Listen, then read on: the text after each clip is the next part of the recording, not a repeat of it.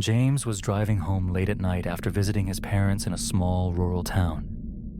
The two-lane road cut through dense woods with no streetlights for miles.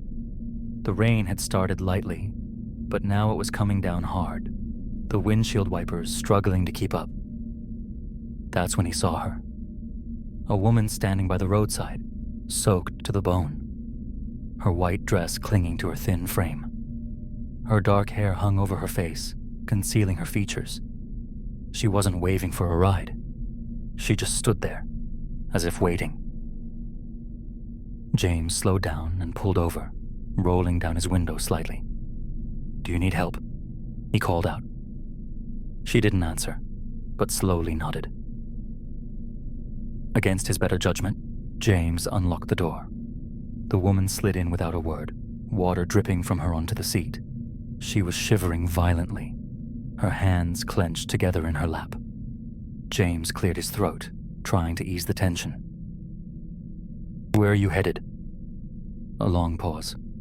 Then, in a barely audible voice, she whispered an address. It was only a few miles ahead.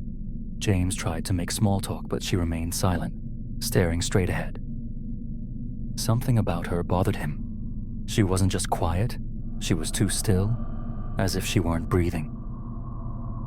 When he pulled up to the house, he turned to tell her they had arrived. But the seat was empty. James's breath caught in his throat.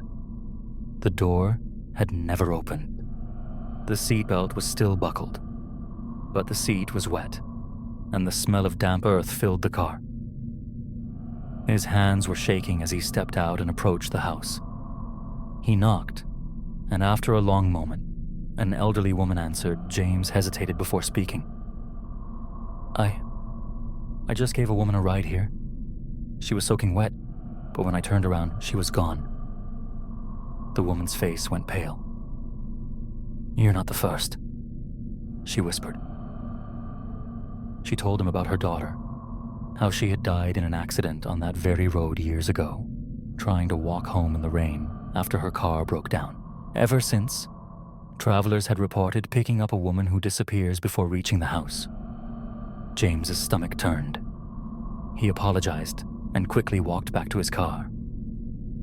His nerves were on edge, but he told himself it was just a story. Just a ghost story. He got in, started the engine, and looked in the rearview mirror. The woman was sitting in the back seat, still soaking wet, still shivering. And this time, she was smiling.